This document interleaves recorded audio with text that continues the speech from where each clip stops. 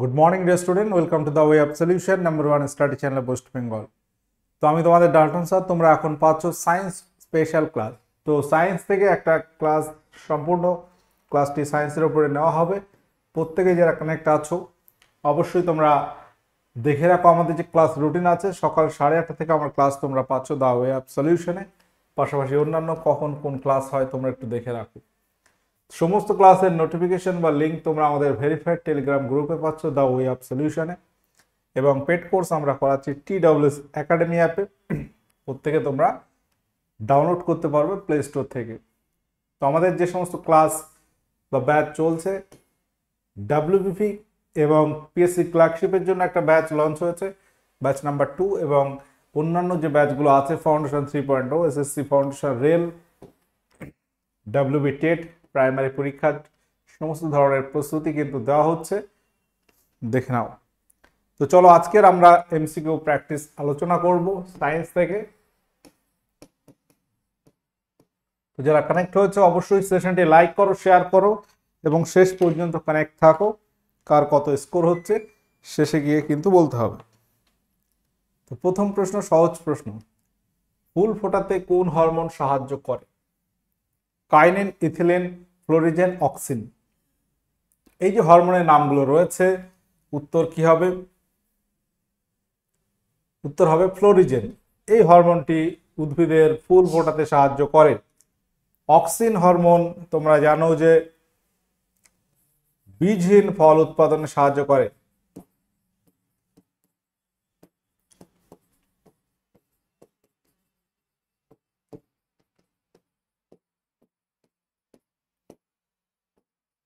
ঠিক আছে।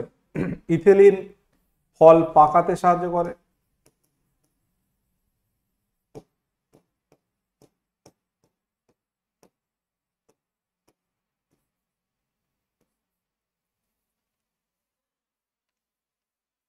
পরবর্তী প্রশ্ন হচ্ছে ওয়ার্ল্ড টিবি ডে, টিউবারকিউলোসিস, এই দিবস কবে পালিত হয়? তো টিবি যেটাকে আমরা বলছি যক্ষ্মা রোগ, বাংলায় বলা হচ্ছে এটাকে যক্ষ্মা রোগ। এই যক্ষ্মা রোগ সৃষ্টিকারী জীবাণুটাকে কি বলতে পারি? ভাইরাস, অর্থাৎ যক্ষ্মা এটা ব্যাকটেরিয়া ঘটিত নাকি ভাইরাস ঘটিত, কি ঘটিত রোগ? যক্ষ্মা হচ্ছে ব্যাকটেরিয়া ঘটিত রোগ, ব্যাকটেরিয়া ঘটিত রোগ।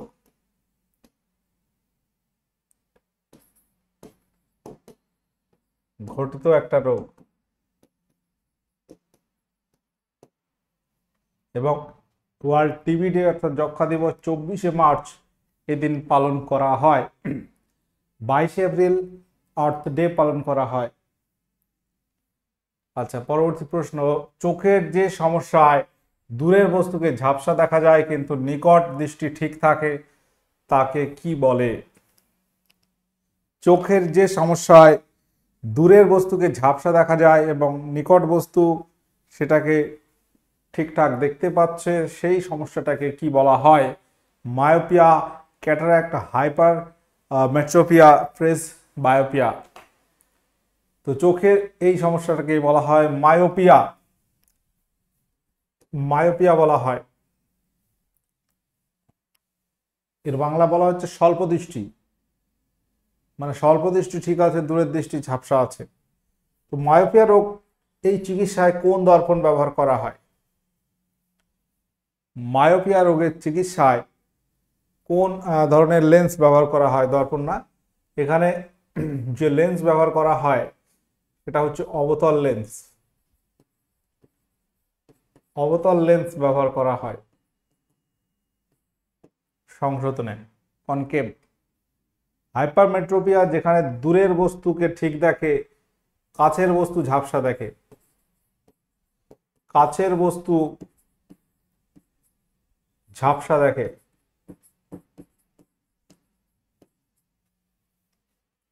এখানে উত্তল লেন্স ব্যবহার করা হয়, সংশোধনের জন্য উত্তল লেন্স ব্যবহার করা হয়।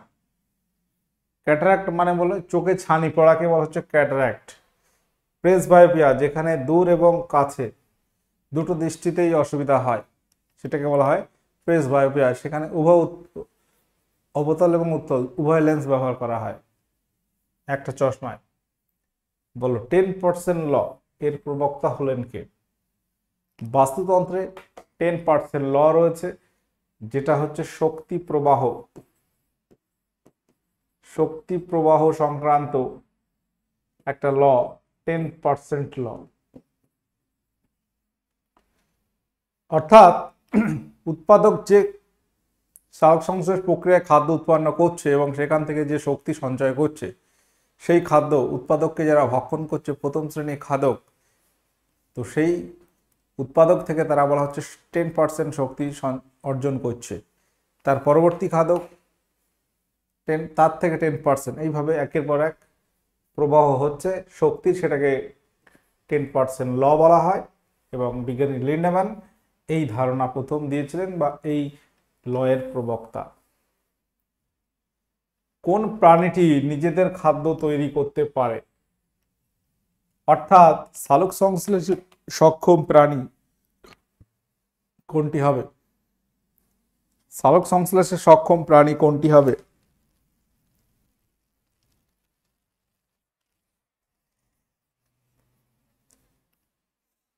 তো এখানে উত্তর কি হবে? উত্তর হয়ে যাবে ইউগ্লিনা, যেটি সালোক সংশ্লেষে সক্ষম। এখানে বলা হচ্ছে প্রাণী, তুমি এখানে উদ্ভিদ করতে পারবে না। বলো নাইট্রোজেন স্থিতিকারী একটি ব্যাকটেরিয়া হলো কোনটি? নাইট্রোসোমোনাস, অ্যাজোটোব্যাক্টর, নাইট্রোব্যাক্টর নাকি ফাইটোব্যাক্টর? তো যে ব্যাকটেরিয়া নাইট্রোজেনটাকে ধরে রাখতে পারে সেটাকে আমরা বলছি নাইট্রোজেন স্থিতিকারী ব্যাকটেরিয়া। তো নাইট্রোজেন স্থিতিকারী ব্যাকটেরিয়া হচ্ছে অ্যাজোটোব্যাক্টর। অপশন বি এখানে সঠিক উত্তর হয়ে যাবে। পরবর্তী প্রশ্ন, কেঁচোর জ্ঞানেন্দ্রিয় নিম্নের কোনটি? কেঁচোর জ্ঞানেন্দ্রিয় নিম্নের কোনটি? চক্ষুবিন্দু, কর্ষিকা, ত্বক নাকি হচ্ছে পঞ্চ ইন্দ্রিয়? তো মানুষের ক্ষেত্রে যেমন জ্ঞানেন্দ্রিয় হচ্ছে 5টি, চক্ষু, কর্ণ, নাসিকা, জিহ্বা, ত্বক। তো কেঁচোর ক্ষেত্রে তার জ্ঞানেন্দ্রিয় হচ্ছে ত্বক বা স্কিন। ইউগ্লিনার ক্ষেত্রে বলতে হবে চক্ষুবিন্দু। কর্ষিকা আমরা বলবো হাইড্রা। পঞ্চ ইন্দ্রিয় মানুষ তথা বিভিন্ন প্রাণীদের আমরা পাচ্ছি, কিছু প্রাণীদের পাচ্ছি। টিউবওয়েলের হাতল কোন ধরনের লিভার? টিউবওয়েলের হাতল বলতে হবে এটি কোন ধরনের লিভার? প্রথম, দ্বিতীয়, তৃতীয় নাকি কোনটি নয়? টিউবওয়েলের হাতল এটি কোন শ্রেণীর বা কোন ধরনের লিভার? তো লিভার আমরা জানি 3 প্রকার, প্রথম, দ্বিতীয়, তৃতীয়, এইভাবে আমরা ভাগ করি। উত্তর হবে প্রথম শ্রেণীর লিভার। যে লিভার যেখানে আলম্ব থাকে মাঝখানে, প্রথম শ্রেণীর লিভারে মনে রাখবে আলম্ব বিন্দুটা কোথায় থাকবে? আলম্ব বিন্দু থাকে মাঝে। দ্বিতীয় শ্রেণীর লিভারে ভার বিন্দুটা মাঝখানে থাকবে। ভার বিন্দু এটা থাকবে মাঝখানে। আর তৃতীয় শ্রেণীর লিভারে বল বিন্দুটা থাকে মাঝখানে।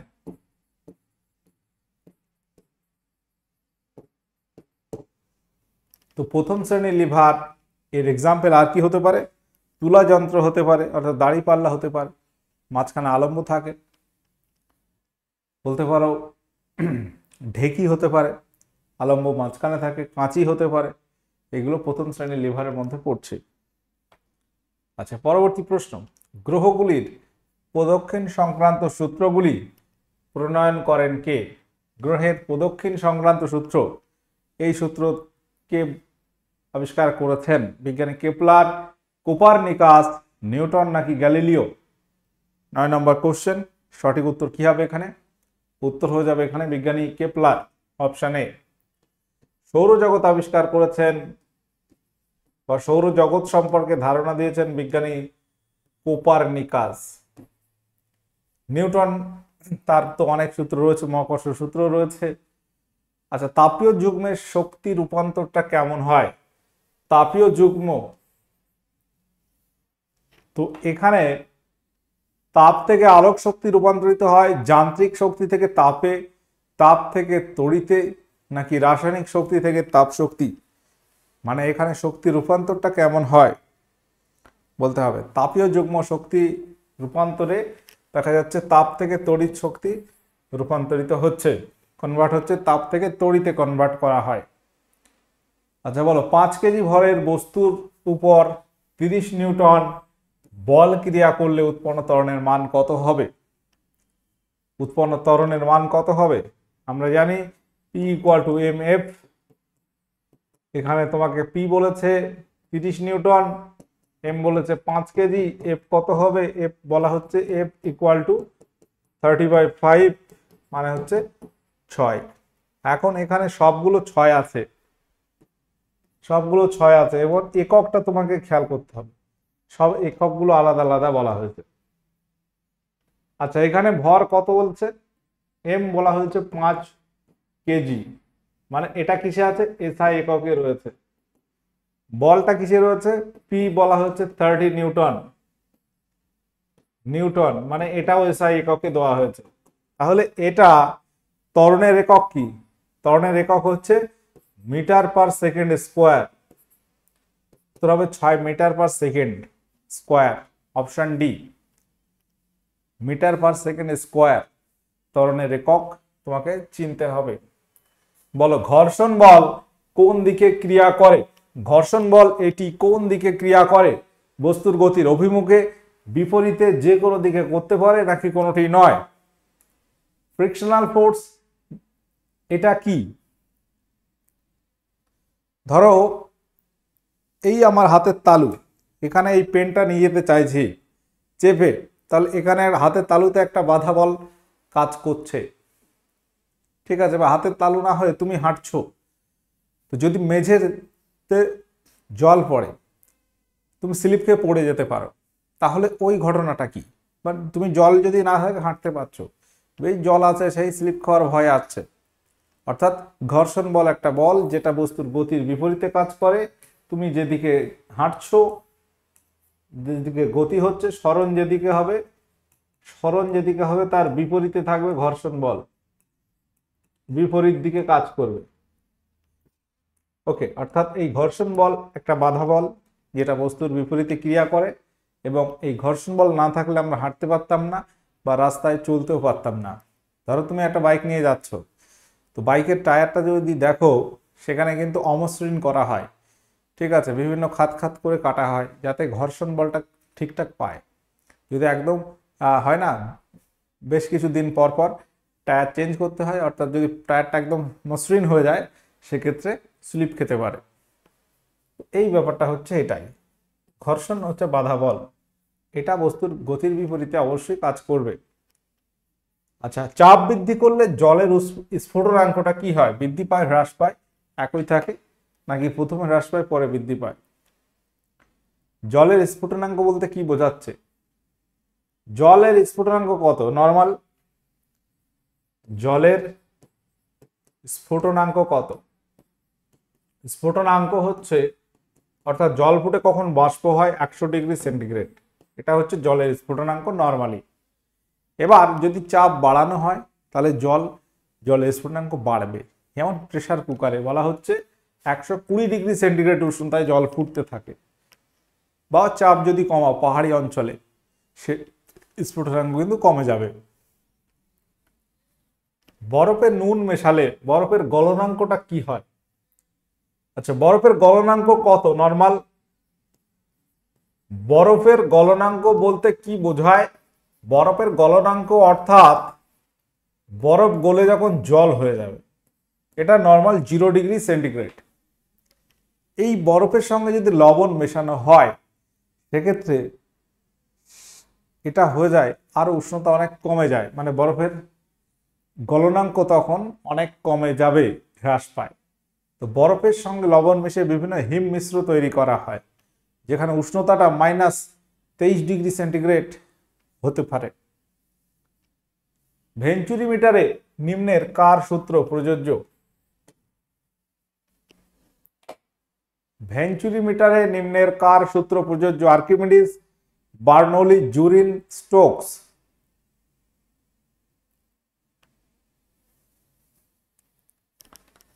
প্লবতার ক্ষেত্রে আমরা আর্কিমিডিসের সূত্র পাই, ভেঞ্চুরিমিটারে আমরা বার্নৌলির উপপাদ্য পাবো, বার্নৌলির তত্ত্ব পাবো বা তার সূত্র প্রযোজ্য। বলো, ঘাত বৃদ্ধির নীতি নিচের কোন সূত্র থেকে পাওয়া যায়? নিচে কার সূত্র থেকে? ঘাত বৃদ্ধির নীতি নিচের কার সূত্র থেকে পাওয়া যায়? উত্তর কি হবে? আর্কিমিডিস, টরিসেলি, পাস্কাল নাকি বার্নৌলি? ঘাত বৃদ্ধির নীতি এটি আমরা পাবো পাস্কালের সূত্র থেকে, অপশন সি। এগুলো মনে রাখবে। টরিসেলির নাম কোথায় পাচ্ছি? ব্যারোমিটার আবিষ্কর্তা ই টরিসেলি কোন বর্ণের আলোর তীব্রতা বা ইন্টেন্সিটি এটা নির্ভর করে তার কোন বিষয়ের উপর? বিস্তারের উপর, গতিবেগ, তরঙ্গ দৈর্ঘ্য নাকি কোনোটিই নয়? তো এখানে সঠিক উত্তর কি হবে কেউ বলতে পারবে? আলোর তীব্রতা নির্ভর করে আলোর বিস্তার কতটুকু তার উপরে। ইলেকট্রন বর্জন করাকে কি বলা হয়? বলো, ইলেকট্রন বর্জন করাকে নরমালি কি বলা হয়? জারণ, বিজারণ, প্রশমন কোনোটি নয়। তো জারণ বিজারণের ক্ষেত্রে আমরা এই বিষয়টা বলতে পারি বা ব্যাখ্যা করতে পারি যে কোনো পদার্থ বা কোনো এলিমেন্ট বা কোনো ধাতু যদি ইলেকট্রন বর্জন করে সেটাকে বলা হবে জারণ, গ্রহণ করলে সেটাকে বলা হবে বিজারণ। বিজারণ হচ্ছে গ্রহণ করলে বলা হবে বিজারণ। ইলেকট্রন গ্রহণ করলে বিজারণ, বর্জন করলে জারণ। অতিভারহীন অবস্থা সৃষ্টি হবে কখন? অতিভারহীন অবস্থা কখন সৃষ্টি হয়? কোন বস্তু যখন জি ত্বরণে নামছে বা জি ত্বরণের বেশি ত্বরণে নামছে, জি ত্বরণে ওঠার সময়, জি মন্দনে ওঠার সময়। তো এখানে জি মানে কি? জি মানে অভিকর্ষজ ত্বরণ। জি মানে অভিকর্ষজ ত্বরণ। এখানে জি এর মান হচ্ছে 9.81 metre per second square, 981 centimetre per second square. তো অভিকর্ষজ ত্বরণ একটা আছে, পৃথিবী যে বলে আকর্ষণ করছে সেটাকে আমরা বলি অভিকর্ষ বল, এবং সেই অভিকর্ষ বলের ফলে যে ত্বরণ উৎপন্ন হচ্ছে অভিকর্ষজ ত্বরণ। তো নর্মালি যখন জি ত্বরণে নামছে তখন একটা ঘটনা ঘটছে, যখন তার থেকেও বেশি ত্বরণে নামবে তখন তার মনে হবে অতি ভারী অবস্থা, তার ওজন বলে কিছু নেই। অর্থাৎ জি থেকে যখন বেশি ত্বরণ উৎপন্ন হবে সেই বস্তুর মধ্যে, এবং অবশ্যই নিচের দিকে নামার সময়, ওঠার সময় কিন্তু এটা হবে না। ওঠার সময় এই ঘটনা ঘটবে না, অবশ্যই নামার সময় এটা মনে রাখতে হবে, এবং জি ত্বরণের থেকেও বেশি ত্বরণে যখন নামবে। পরবর্তী প্রশ্ন, নিচের কোনটির অভাবে অ্যালজাইমার রোগ হয়? অ্যালজাইমার রোগ এটা হচ্ছে মস্তিষ্ক সংক্রান্ত একটা রোগ। মস্তিষ্ক সংক্রান্ত একটা রোগ। তো মানুষের যদি স্নায়ুতন্ত্রের কথা বলি, স্নায়ুতন্ত্রের একক কাকে বলা হয়? নিউরন। তো এই নিউরন, দুটি নিউরনের সংযোগ স্থলকে বলা হয় সাইন্যাপস। তো এখানে কিছু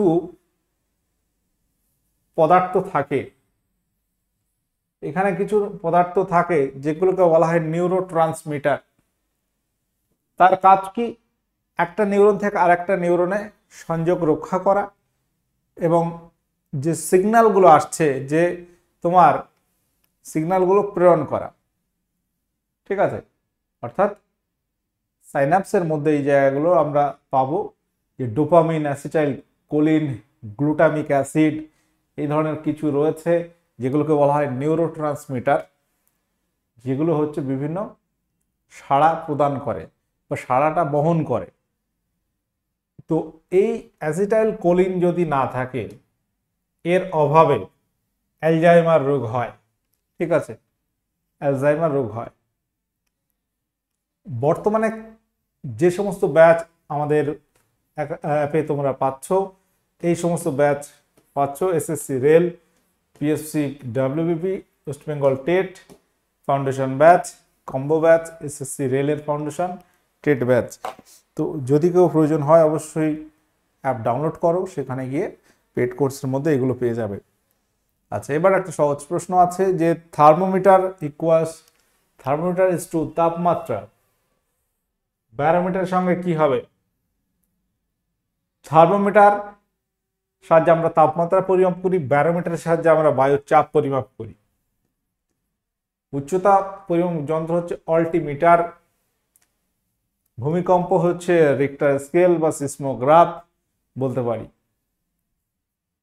বিভিন্ন মাধ্যমে 25 ডিগ্রি সেন্টিগ্রেড উষ্ণতায় শব্দের গতিবেগ সম্পর্কিত কোন বিবৃতি বা বিবৃতিগুলি সত্য অথবা মিথ্যা? অক্সিজেন গ্যাসে শব্দের গতিবেগ 316 মিটার পার মিনিট, জলে শব্দের গতিবেগ 1498 পার মিনিট। এখানে বলা হচ্ছে শুধুমাত্র বি সত্য হবে, শুধুমাত্র এ সত্য হবে, এ অথবা বি কোনোটি সত্য নয়। অপশন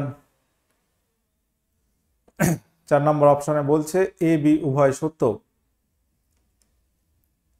তো এখানে ভালো করে যদি খেয়াল করো, এর দুটোই হবে মিথ্যা, কারণ এখানে এই মিনিট হবে না, এখানে যদি সেকেন্ড হতো সঠিক হতো,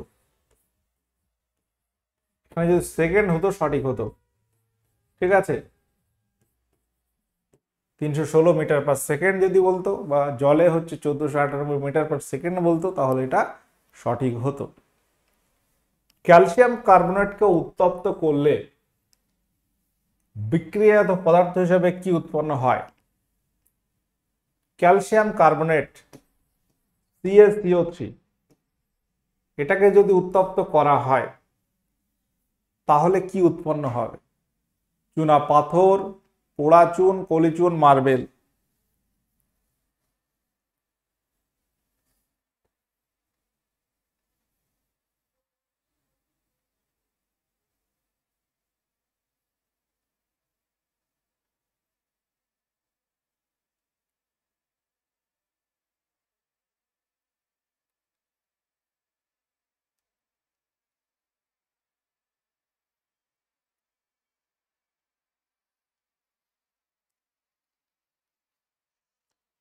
উত্তর হবে পোড়া চুন। পোড়া চুনের সংকেত কি? CaO, পোড়া চুন উৎপন্ন হবে।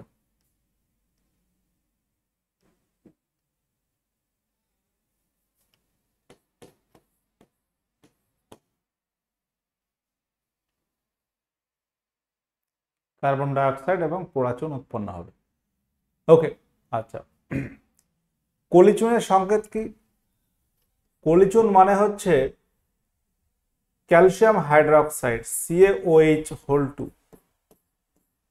এটা মানে হচ্ছে কলিচুন। ওকে, আচ্ছা, পরবর্তী প্রশ্ন।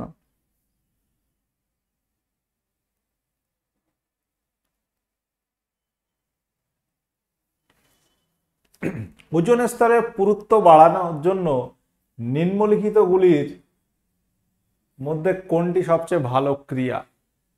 আমাদের বায়ুমণ্ডলে অক্সিজেনের শতাংশ বৃদ্ধি করা, অর্থাৎ ওজোন স্তরের পুরুত্বটা বাড়াতে গেলে আমাদের কি করণীয়? ফ্লোরিন ভিত্তিক রেফ্রিজারেন্টের ব্যবহার হ্রাস করা, রেফ্রিজারেটর হবে, হ্যাঁ এখানে বানানটা ভুল আছে। কার্বন ডাই অক্সাইড নির্গমন হ্রাস করা, ওজোন ভর্তি বেলুন ছেড়ে দিন যা ওই উচ্চতায় ফেটে যাবে। তো এই যে অপশনগুলো তোমরা দেখতে পাচ্ছ, সঠিক কি মনে হচ্ছে বলো? তো আমাদের যেটা হাতে আছে রেফ্রিজারেটর, ফ্রিজ, যেটা থেকে ক্লোরোফ্লোরোকার্বন নির্গত হয়, সেই গ্যাসটাকে যদি আমরা কমাতে পারি বা এর নিয়ন্ত্রণটা যদি হ্রাস করতে পারি, সেক্ষেত্রে কিন্তু ওজোন স্তরের পুরুত্ব বাড়বে। ওজোন স্তর ক্ষয় হচ্ছে কি জন্য সেটা আগে খেয়াল করতে হবে, CFC, এবং সেটা যদি আমরা কমাতে পারি, CFC গ্যাসের যদি আমরা নিঃসরণটা কমাতে পারি, ওজোন স্তরের পুরুত্ব বাড়তে পারে। আচ্ছা, এবার প্রশ্ন হচ্ছে মস্তিষ্কের আবরণীর নাম কি? এটা তোমাদের গত সপ্তাহে সায়েন্সের ক্লাস যেটা নেওয়া হয়েছিল তার হোমওয়ার্ক ছিল মস্তিষ্কের আবরণীর নাম হচ্ছে মেনিনজেস। যদি বৃক্ক বলো, বৃক্ক বা কিডনি হলে পেরিটোনিয়াম, পেরিকার্ডিয়াম হচ্ছে হৃৎপিণ্ডের আবরণীর নাম হচ্ছে পেরিকার্ডিয়াম। কোন মৌলের সবচেয়ে কঠিন প্রাকৃতিক বহুরূপ আছে?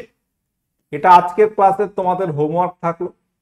26 কোশ্চেন করানো হয়েছে, কার কত স্কোর হয়েছে একটু বলে দেবে প্রত্যেকে, যে 26টা প্রশ্নে তোমার আজকের স্কোর কত হলো। এবং আমাদের এই সমস্ত ক্লাস বিভিন্ন সরকারি চাকরি পরীক্ষার প্রস্তুতি কিন্তু তোমরা পাবে আমাদের দুটি channel, the way of solution, TWS academy. যারা নতুন আছো সাবস্ক্রাইব করে নাও, নোটিফিকেশন অল করো, এবং TWS একাডেমি অ্যাপে আমরা পেড কোর্স করাচ্ছি। যদি অবশ্যই প্রয়োজন হয় নিশ্চয়ই তুমি এই অ্যাপ ডাউনলোড করো, সেখানে অ্যাপটা খুলে দেখো কিভাবে কি করা হচ্ছে, তুমি নিজেই বুঝতে পারবে। ঠিক আছে, আজকের ক্লাস এখানে এন্ড করলাম। যদি কোনো প্রশ্ন থাকে কমেন্ট করে জানাও। সেশনটি ভালো লাগলে অবশ্যই লাইক শেয়ার করো। ওকে, টাটা, বাই।